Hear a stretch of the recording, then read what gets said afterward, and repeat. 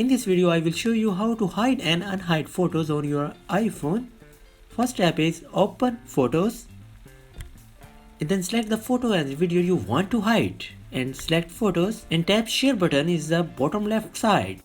Then scroll down and tap Hide and then confirm that you want to hide these photos or videos. Tap Hide 3 items. Now your photos or videos hide. If you want to unhide photos on iPhone, then again open Photos and tap Album tab. Scroll down, tap Hidden under Utilities.